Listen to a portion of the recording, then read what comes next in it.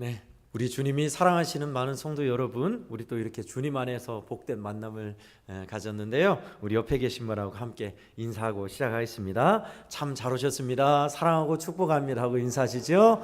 참 잘 오셨습니다. 사랑하고 축복합니다. 아멘.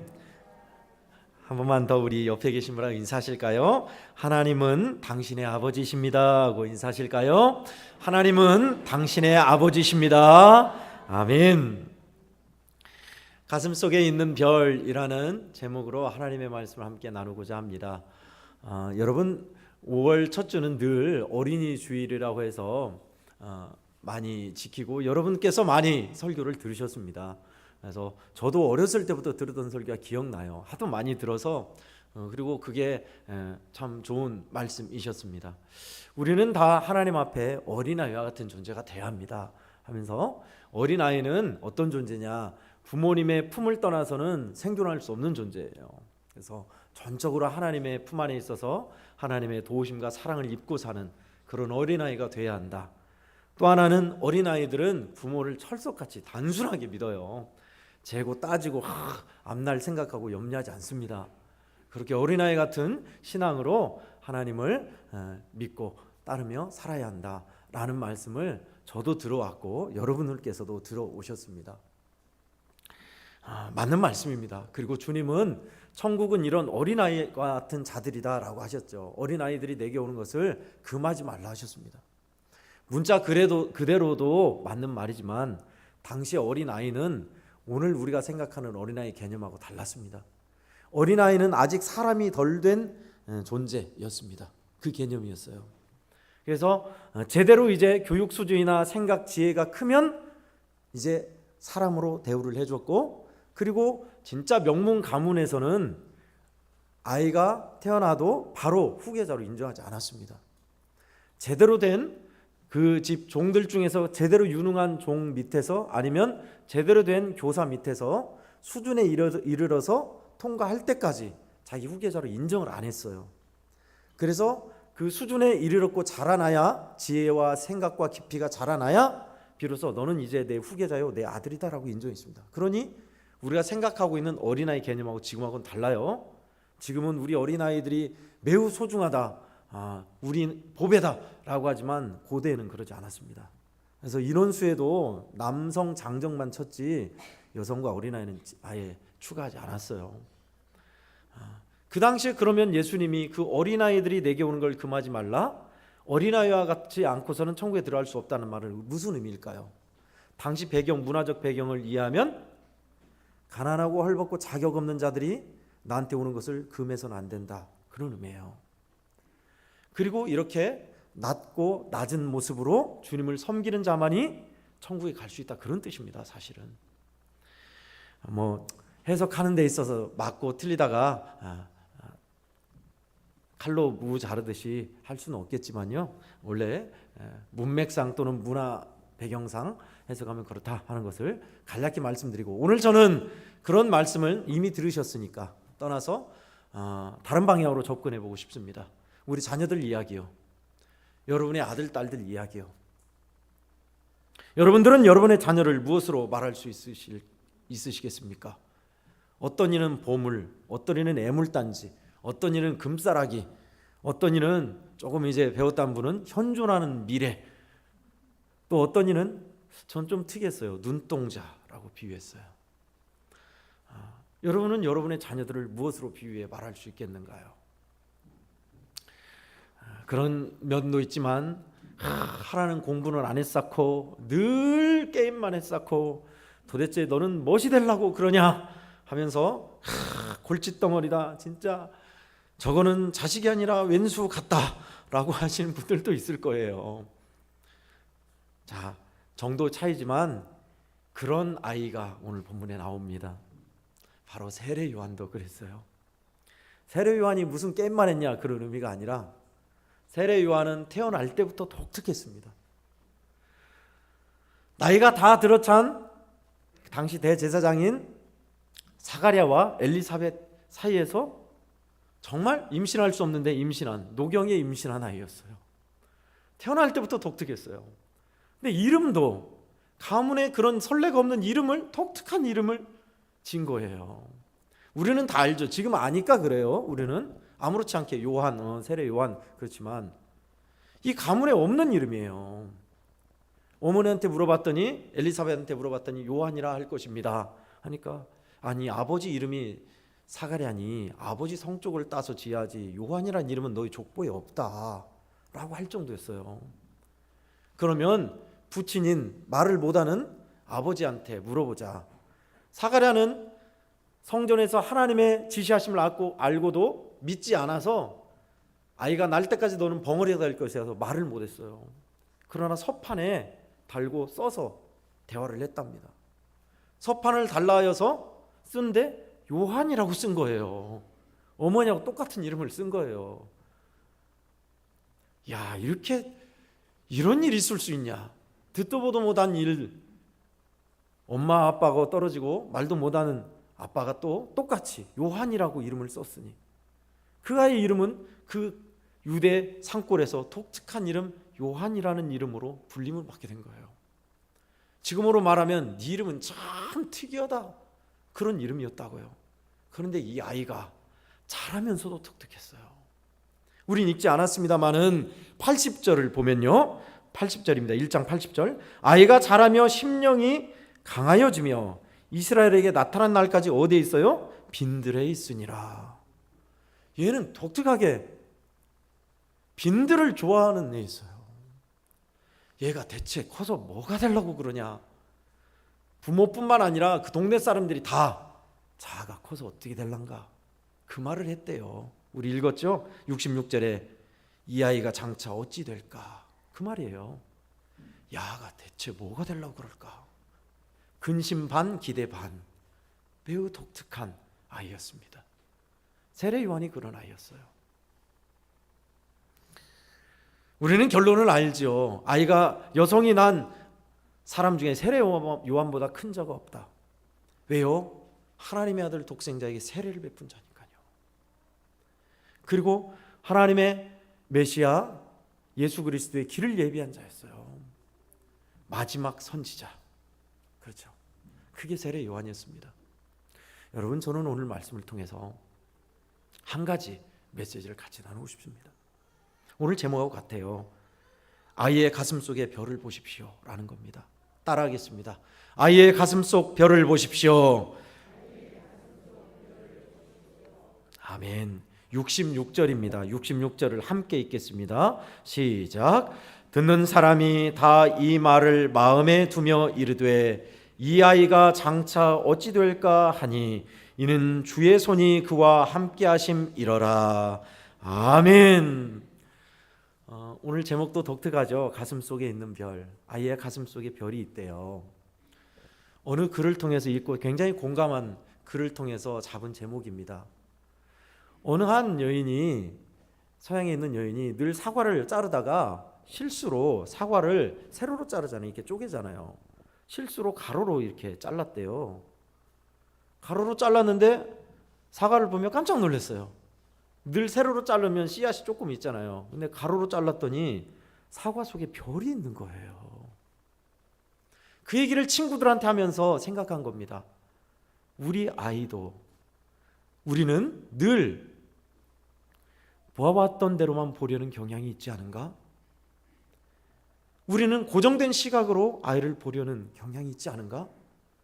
내 아이가 독특한 성격이나 재능이 있는데도 그래서 지나치는 것이 얼마나 많을까? 새로운 시각으로 아이를 보면 얼마나 놀라운 것을 많이 발견할까? 사과만 봐도 그러는데, 사과만 옆으로 잘라도 그 안에 별이 있는 걸 보는데, 우리 아이에게는 얼마나 많은 별이 그 가슴 속에 있을까? 이제부터는 나는 내 아이를 다른 시각으로 볼 것이다. 그런 그 글을, 짧은 글을 읽었어요. 굉장히 공감했어요.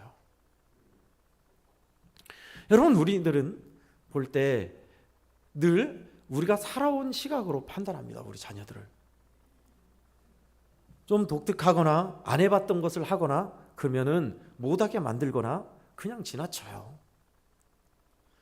하나님이 우리 아이들을 이 땅에 보내신 것은 분명하게 쓰시기 위함이고 하나님의 귀한 계획이 있습니다. 할렐루야, 아멘. 그렇습니다. 우리에게 보낸 자녀예요. 믿음 안에 잘 인도하라고 보낸 자녀들입니다. 그런데 늘 우리는 사회 틀 속에 갇혀서 이 아이는 모범생으로 사람들에게 이상하다 생각하지 않은 아이로 키우려만 해요. 그러다 보니 다 똑같은 형식이에요. 공부 잘해서 취직 잘하고, 그러고 먹고 사는데 이상 없고, 남들한테 특별히 손가락질 받지 않는 것, 그 틀로 키우려 해요. 그러니 하나님이 그 마음속에 새겨준 별은 빛나지 못하고 지고 마는 겁니다. 우리 아이들에게는 별이 있어요. 가슴속에 별이 있다고요.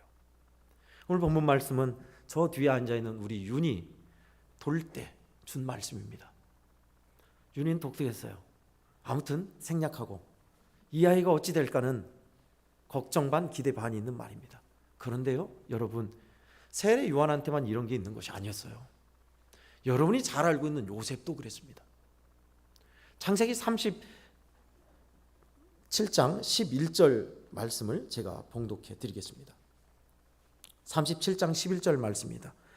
그의 형들은 시기하되 그의 아버지는 그 말을 간직해 두었더라. 무슨 뜻이에요? Keep in mind.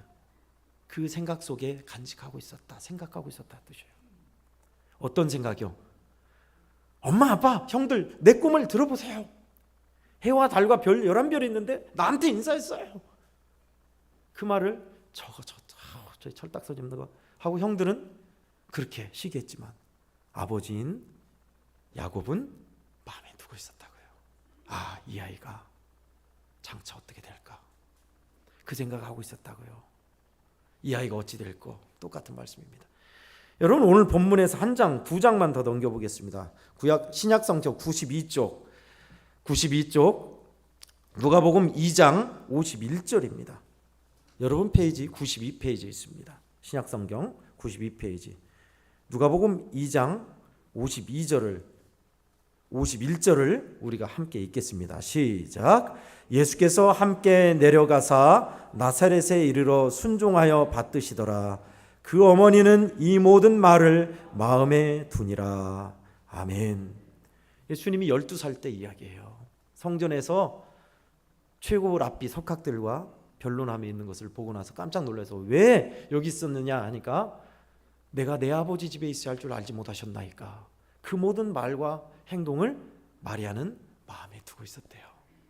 그렇지, 이 아이는 성령이 보내신 아이지. 이 아이가 어찌 될꼬, 그 마음이 있었다고요.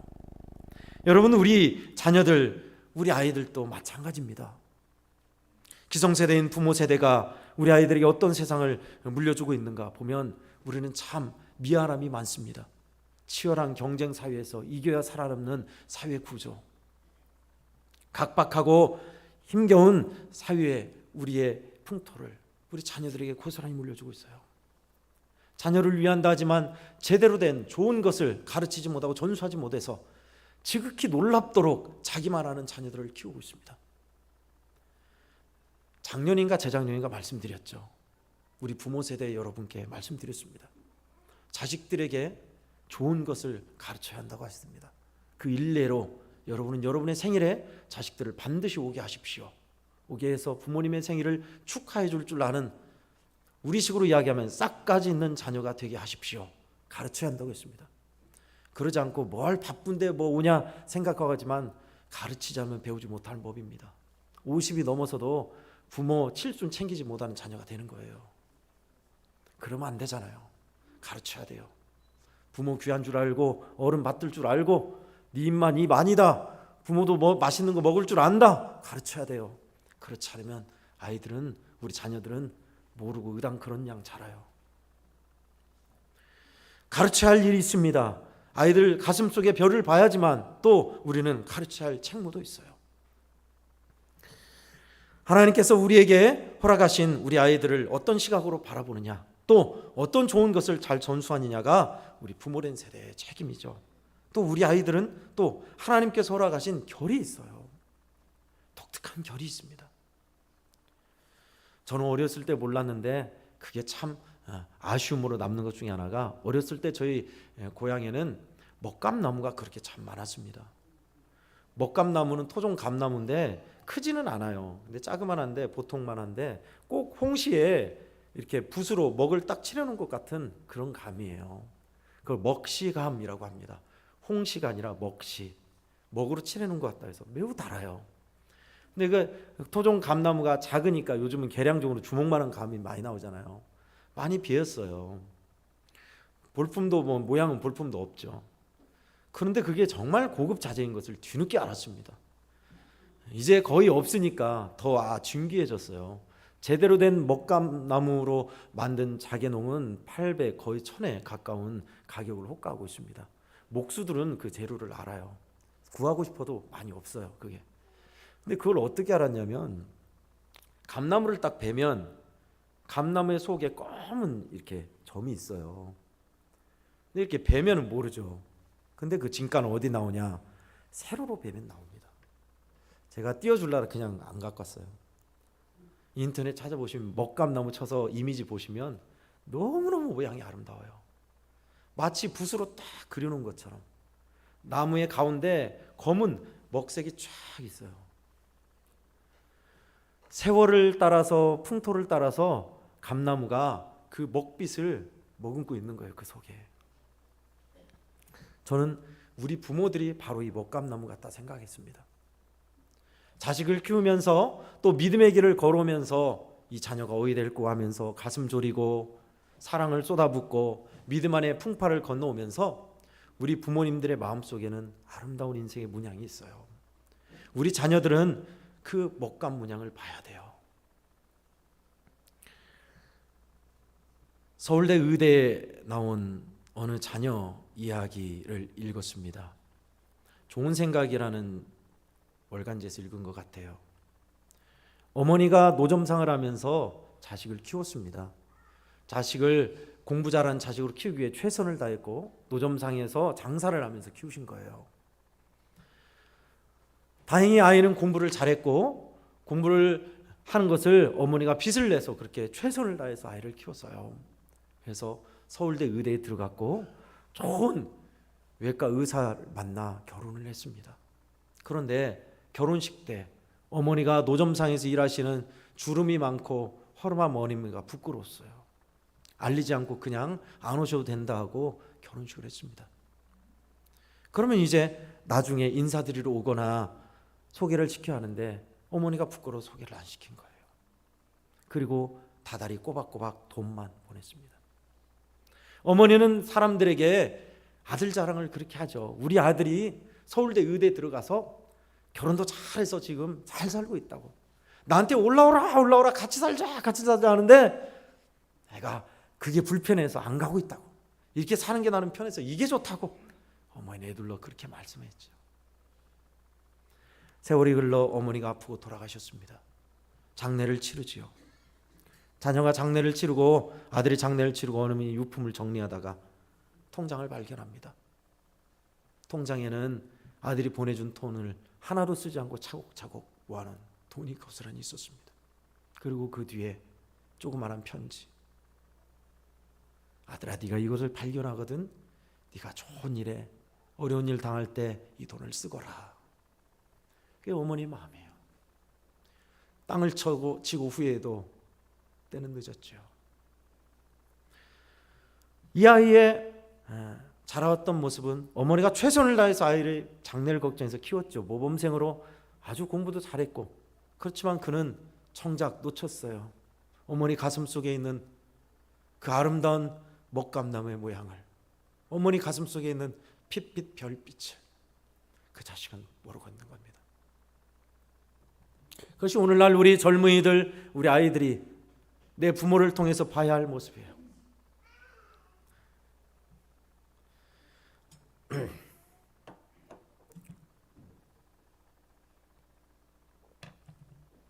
근데 지금도 똑같더라고요. 보니까 제 동창이 밴드에 쓴 글을 보니까 일이 너무너무 바쁜데 아이가 졸업식이 있어서 고등학교 졸업식인가 갔대요. 막 서둘러서 갔는데 그렇게 화를 내더래요. 얘가 엄마 이렇게 옷 입고 오면 어쩌냐고 하면서 창피해 죽겠다고 하면서 어때요? 어떻게 해요?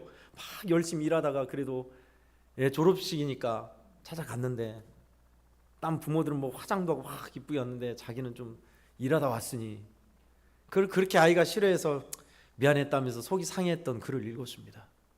저도 그랬어요.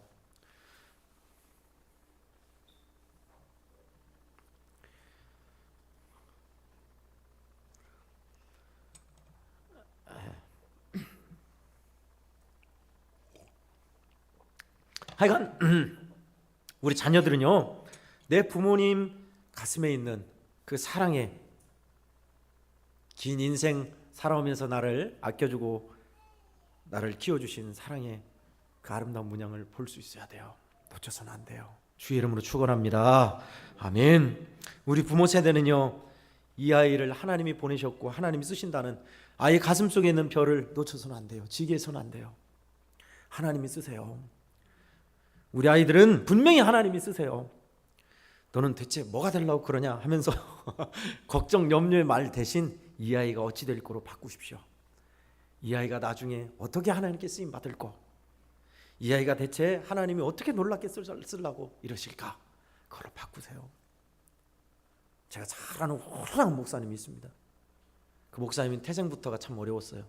깡촌에서 태어나서 아버지는 늘 술 마시고 노름하고 어머니를 패고 가난한 살림에서 지극히 가난해서 공부도 제대로 못할 처지에 병까지 들었어요.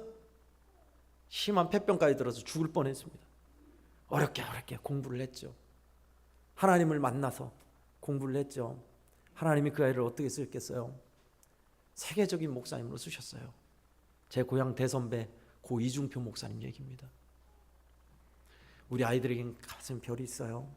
하나님이 쓰실 거예요. 그러니 부모 여러분 절대 실망 마세요. 축복하고 기도해 주세요. 올바른 것 전수해 주세요. 하나님이 쓰실 겁니다. 다른 이보다 독특합니까? 네, 독특한 분양이 있어요. 그렇게 쓰려고 부르셨어요. 그러니 염려 붙들어 매시고 하나님께 맡기면 하나님의 보낸 자녀 하나님이 쓰시리라. 이 아이가 어찌 될꼬? 감사 긍정의 이 아이가 어찌 될 겁니다. 그 말만 하세요. 축복하십시오. 우리 자녀들은 우리 부모님의 가슴 속에 그 아름다운 문양, 우리를 사랑하시는 그 핏빛 어린 별빛을 놓쳐서는 안 됩니다. 그런 우리 자녀들과 부모 되기를 예수님의 이름으로 축복합니다. 아멘. 하나님 아버지 가슴 속에 있는 별, 이 아이가 어찌 될꼬 한 말씀을 함께 나누었습니다. 주의 손이 그와 함께 하심이라, 이 말을 마음에 두었단 그 말씀을 함께 나누었습니다. 하나님의 일하심을 우리는 기대하며 하나님이 보낸 자녀를 하나님 소중하게 다양한 시각으로 바라볼 수 있게 해 주시옵소서. 우리 아이들 반드시 하나님이 쓸 것을 믿고 이 아이가 어찌 될꼬 찬송하며 감사하며 나가게 해 주시옵소서. 자식된 저희들 하나님 우리를 사랑하신 긴 세월을 살아오신 부모님의 그 결을 알게 하시옵소서. 사랑의 그 마음을 알고 소중히 여기며 우리 부모님을 더욱 사랑하는 저희들 되게 하시옵소서. 예수님의 이름으로 기도하옵나이다.